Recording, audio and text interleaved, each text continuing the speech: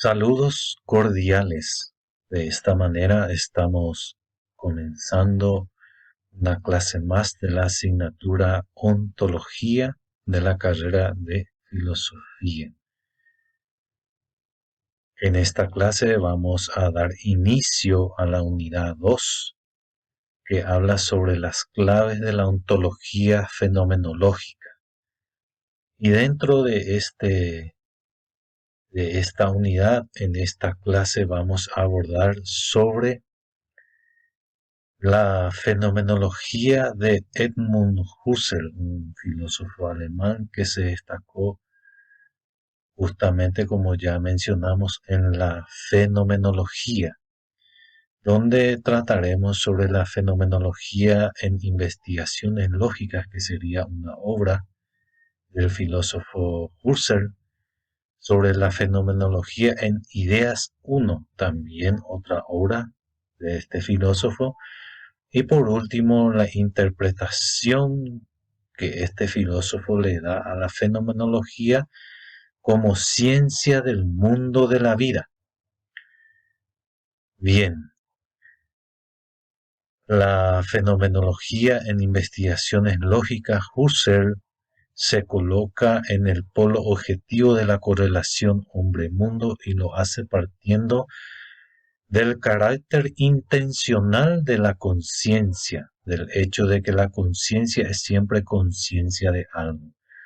Lo importante para este filósofo era explicar la correlación entre las diversas formas de darse un objeto como percibido, imaginado, recordado, frente a la unidad del objeto como aquello a lo que la conciencia se refiere de forma unívoca en cada una de sus vivencias.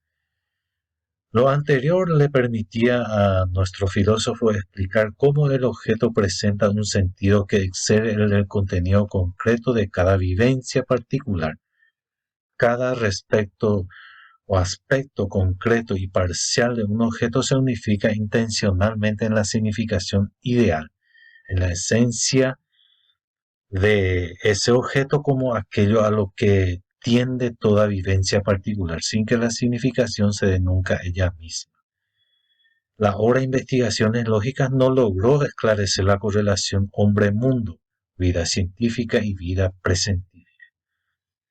Encontramos allí una fenomenología definible desde un a priori material que dejaba sin resolver cómo los objetos ideales adquieren el carácter de donación.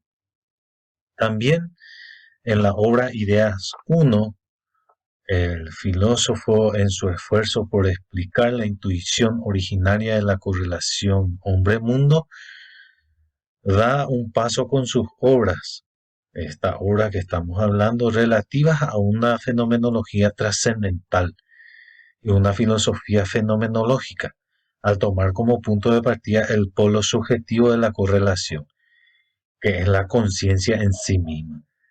Para ello añade algo nuevo a su método por el llamado camino cartesiano, a saber, la reducción trascendental, cuyo primer paso era la epoge, o sea, poner en paréntesis la conciencia o la realidad, el suspender el juicio sobre la realidad en sí misma para dirigir la mirada hacia la realidad en cuanto vida o presente en el torrente de las vivencias de la conciencia, y posteriormente para dirigir esa mirada a la conciencia en sí misma, a la conciencia pura, al yo trascendental como condición a priori de todo conocimiento y de toda acción con independencia de nuestra experiencia empírica. Sujeto no identificable con el yo empírico, que es el sujeto de las vivencias y el polo de la unidad de las mismas. De acuerdo con el asistente de Husserl, Eugenio Finn, el problema central de esta fenomenología sería el mismo de todas las religiones, a saber, el origen del mundo, solo que entendiendo por mundo el conjunto de significaciones presente a la conciencia intencional.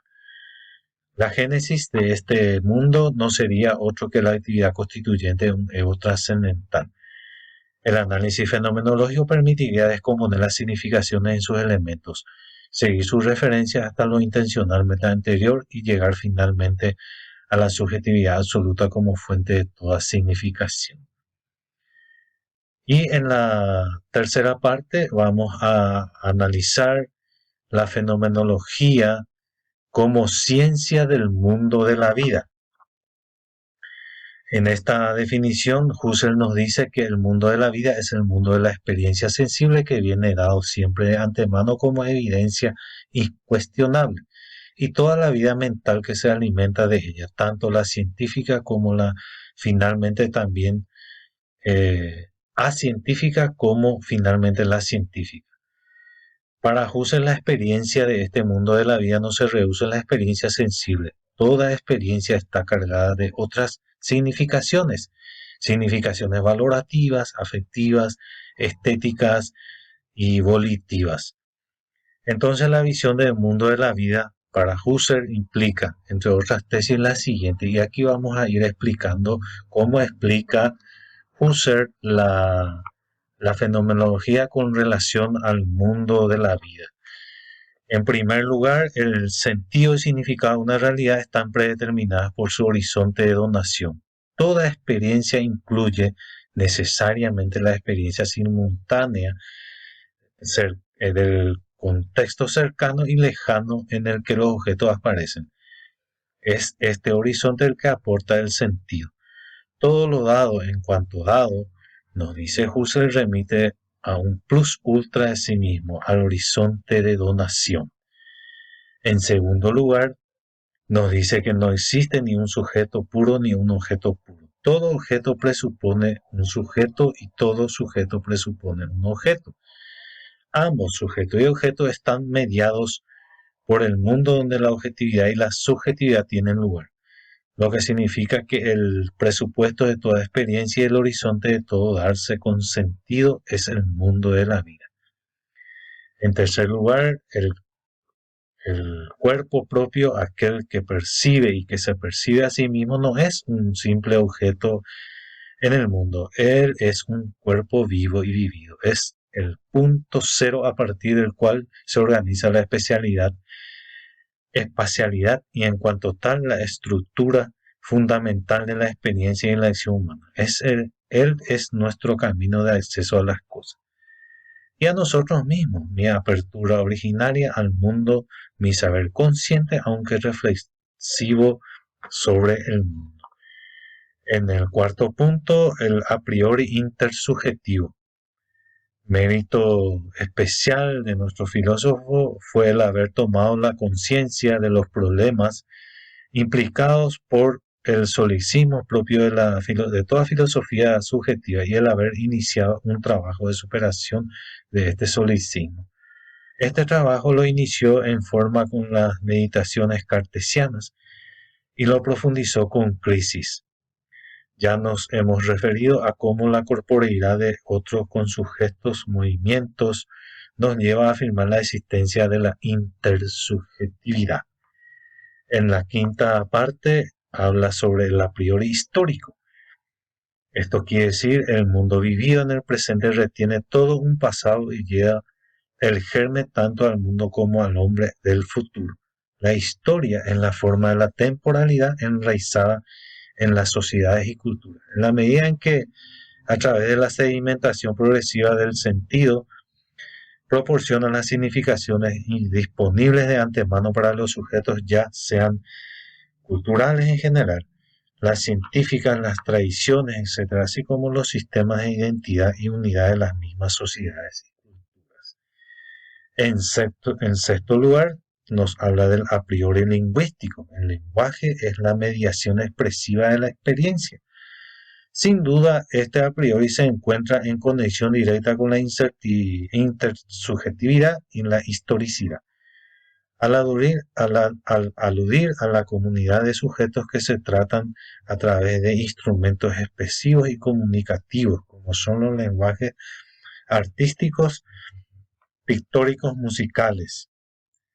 En el séptimo lugar, nos habla sobre los que está entre los a priori que hemos mencionado. Existen múltiples relaciones mutuas. Nuestra experiencia humana se mueve en una infinitud de tradiciones. Todo el mundo de la cultura está presente en todas sus formas a partir de la tradición. Una tradición que es producto de una activa actividad intersubjetiva, producto que permanece vigente a lo largo de la historia mediante su transmisión de una generación a otra. En el octavo lugar, la comprensión del mundo de vida y de vida y de los mundos especializados construidos por el hombre puede ser alcanzada por dos caminos: por el camino de la historia, por el camino de la psicología, analizando genéticamente los actos del sujeto hombre, por lo que dichos mundos se ha llegado a ser lo que son. En el noveno lugar, la verdad no es la adecuación del pensamiento con lo que es, ha sido y será eternamente. Ella es encuentro y diálogo, en el sentido que se construye intersubjetivamente el encuentro del hombre con la facticidad que define su mundo circundante.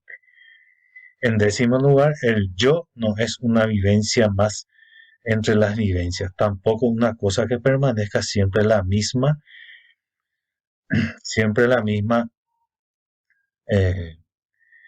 El yo está constituido por la unidad de un pasado, un presente y un futuro. No somos solo lo que somos, sino también lo que hemos sido y lo que seremos. Por consiguiente, el yo se define a partir de sus horizontes temporales. Y finalmente, el grave error de la ciencia moderna, según Husserl, fue la identificación de la verdad con la verdad objetiva o objetivo-lógica, cuyo resultado catastrófico fue la transformación de la ciencia en una ciencia exclusiva de hechos, dando lugar a la pérdida de su significación vital y dando origen a un positivismo, con la pretensión de ser la única forma válida de concebir el mundo. De esta forma, entonces, vimos cómo la fenomenología como ciencia interpreta el mundo de la vida. Bien, para ir cerrando, entonces, podemos decir que el mundo de la vida implica por consiguiente una infraestructura de sentido, la cual conlleva que lo experimentado sea mucho más rico que el contenido efectivamente presente. Esta riqueza de significación en la que exactamente elimina u olvida las ciencias naturales en su comprensión del mundo. Bien, de esta manera entonces estamos cerrando nuestra clase de hoy y nos reencontramos entonces en la próxima clase.